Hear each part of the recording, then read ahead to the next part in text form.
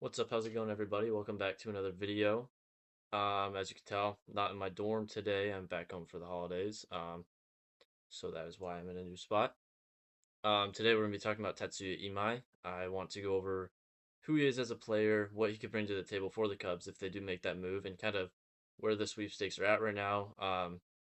Because there's been a lot of news lately, not really about the Cubs, but stuff that kind of leads into how the rest of his free agency process could play out and what we can expect over the next couple weeks before his window closes. So first of all, I just want to talk about who he is as a player, what kind of success he had in Japan, and kind of how he profiles and how that might translate over to the MLB. So looking at surface level stats in 2025 in Japan, he pitched 163 and two-thirds innings pitched, had a 1.92 ERA, and 0.89 WHIP, and his 27.8% strikeout rate led the NPB. So obviously he had a lot of success, and that's why he's the top guy on the market right now, at least in some people's eyes. There's guys like Framber still on the market. Um, but if you're looking at it from an upside standpoint, he's easily the number one guy. He's only 27 years old, um, and he's got really good stuff. He's got exciting stuff, and that's why he's such a hot player on the market right now. That's why there's so many teams going after him, and that's why he's going to get a lot of money. So, seeing where that success comes from, he has a fastball that sits about 95 miles an hour, but it gets up to about 90, 98, 99. Maybe touches 100. I'm not totally sure on that, but I know he will touch 98, 99 for here and there. And I do also know that the later he goes in games, the harder he throws. He gets more fired up. His energy's always there the whole game. He's not gonna gas out. He's not gonna be throwing 92 once he gets to the fifth inning. He's gonna be potentially throwing harder than 95 the later he pitches into ball games. He also throws a slider, and he gets around the slider very, very, very, very well. He gets so much spin on it. He's a extreme, like he gets so around the slider that it creates gyro spin and generates arm side movement. And so it's a very unique pitch. It's a pitch that you're not going to see a lot out of MLB pitchers, and so that will, I think, translate very well to the MLB. I think it's going to be a really big pitch for him. I'm interested to see how much his pitch usages translate, and because I think obviously it's a secondary pitch, but that is a pitch that you would think he would want to use a lot, especially since it's a new look for a lot of guys that are playing in the MLB right now. So like I said, it generates arm side movement, and last year it had a 47% whiff rate. He also has a splitter, changeup. I think they're two different pitches.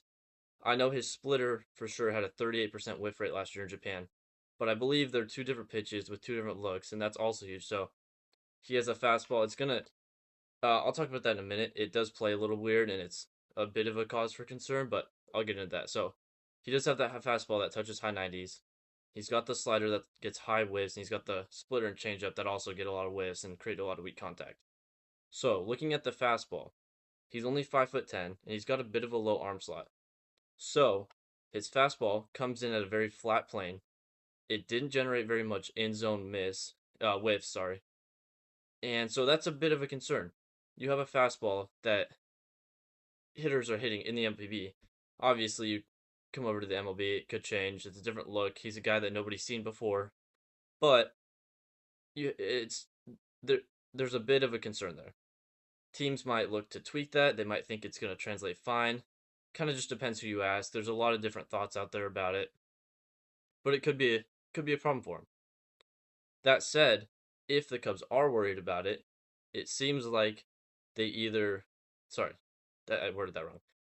A lot of people are worrying about it, but the Cubs are going after Imai, and if they're willing to pay him $150 million, they either aren't worried about his fastball and how it's going to play in the MLB, or they think that they have a solution for it if it is a problem. They have Tyler Zombro, who's taking a bigger role with the Cubs. I believe he's vice president of pitching.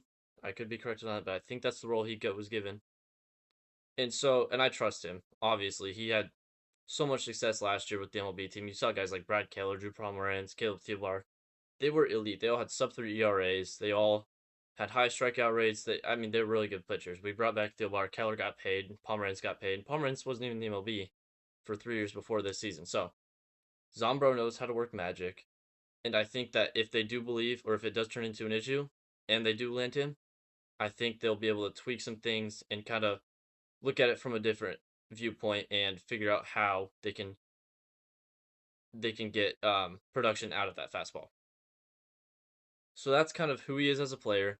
That's who I think he could be. I think he's going to translate well. And if he's on the Cubs, I think he'll be able to still develop. He's only 27 years old and he's got electric stuff. I think that mixed with the Cubs pitching lab, Tommy Hotovy, Tyler Zombro, I think it's going to play very well. And I think he is 100% worth the risk for the Cubs. So I also wanted to talk about some recent news and how that kind of trickles down to how the Cubs are going to pursue Imai going forward. So, a couple days ago, Francis Romero reported that the Yankees and Cubs were expected to be the two finalists for Imai, or among finalists at least. But then Jack Curry from Yes Network says that the Yankees prefer to trade for a free agent starter rather than sign one. They don't want to spend the money. Free agent starters are very expensive right now, both in trade and free agency. But they would prefer to trade for one. So you look at that. Obviously, we're not going to sign anybody, but that's a good sign for the Cubs, I would think. It's one less contender, at least series contender. It's definitely something to think about. And then going off of that, even bigger news: Aaron Boone says that they have not met with Imai, the Yankees, that is, and they don't have a meeting scheduled. So seemingly, the Yankees would not be in on Imai or a finalist slash favorite for him. And if the Yankees, a report about the Cubs and Yankees being the two finalists or among the two top finalists, I mean, you would think that would almost take the Yankees out. If they prefer not to sign anybody and they're not meeting with them, they don't seem like much of a player for him.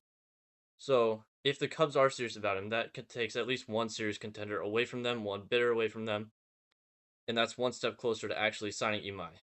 Um, Everything we've heard so far, they seem serious.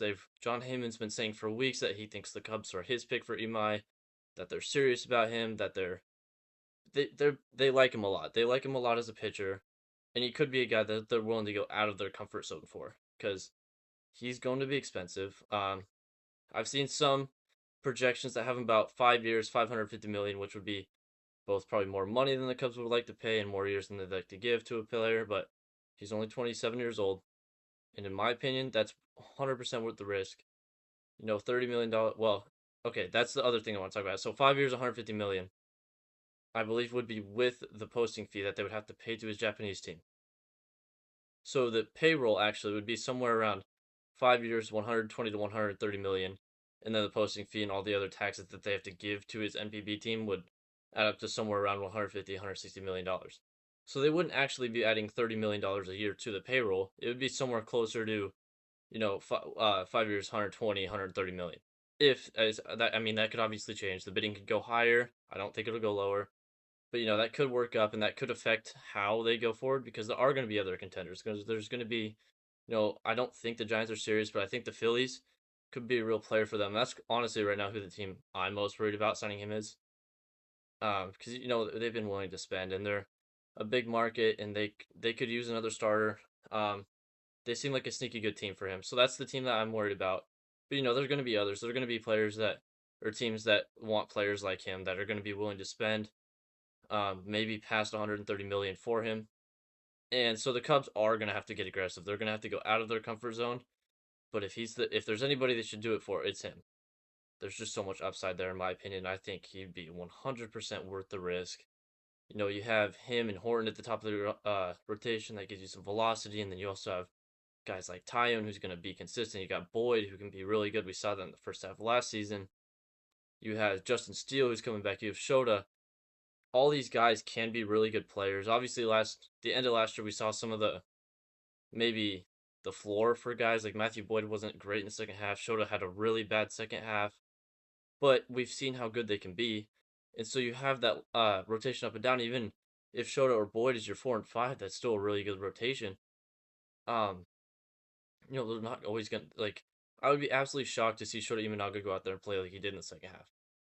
I honestly, I mean, he could be a very good 4 to 5 starter, and I think the Cubs would be 100% content with that. So that's why it's so important for them to hit on this, to go out of their comfort zone and get a guy who has so much upside and could really make the rotation much, much better and make them a legit contender going into next season. Because if they miss, I don't think they're going to go out and pay 30 guys in their 30s $25 million a year. Like Framber Valdez is probably going to get somewhere around 5 for 150, maybe less years, maybe same, around $30 million a year is the point. I don't think they would pay him that. I don't see it happening. I think he's 33. I know he's a good player. I know he's a consistent player. He's going to give you innings. He's going to give you 3 to 3.5 ERA. I just don't see it happening. So they would probably shift their sights to the trade market, which would be someone like Edward Cabrera, Mackenzie Gore. But as we know, that price is really, really, really expensive, and that was shown today with the Orioles trading their 6th, 10th, 11th, and 30th ranked prospects for Shane Baz, who had a near 5 ERA last season. I know he's controllable, but production does matter. I honestly, I'm high on Shane Baz, but that's a steep price regardless. That would be that. So if the Cubs were to look at a trade like that for Edward Cabrera, Mackenzie Gore, or someone else, it's going to cost probably a couple top 5 guys. It probably cost at least, I don't even know. I'm not good with mock trades, but it would be expensive. And historically, Jed Hoyer has not liked to move top guys. So like I don't see him moving 2 top 5 guys. I have a really, really, really hard time seeing that. So that they would be in trouble if they don't get Imai, because I don't think they're going to pay anyone else. I think if they're going to pay somebody, it's going to be Imai, and I just seriously have trouble seeing them trade for somebody unless they think they can move Matt Shaw and then pay Bregman. But then you have to trade prospect capital, and you have to go pay somebody probably around $150 million. So I just don't know how realistic that is. I think their best bet is to go land Imai, fill in the bench, fill in the bullpen, and see what happens. I mean, I would like them to get a big bat, but if they don't, you also have upside guys. You have prospects. I think they're going to be good, but you never know. Matt Shaw wasn't great last year. He was good in the second half, but you just never know. I'd like to think he's going to break out. I like to think he's going to be a really good third baseman, above average at the plate. Obviously, he's really good on defense, but you just don't know. There's just no way to tell. So Tatsuya Imai should absolutely be a priority for the Chicago Cubs this offseason. He should be their number one priority. They should make it known to the rest of the league that they're coming to compete in 2026. Yeah, that's basically my thoughts on that. Imai makes them way better. He absolutely moves the needle, and he could be a legit ace. He could be a legit number one as soon as this season, based on what we saw in Japan these last couple of years. So that is just about it for this video. If you have any thoughts on that, feel free to comment. Make sure you guys like and subscribe, and hopefully next time I'm talking to you guys, Tatsuya Imai is a Chicago Cub.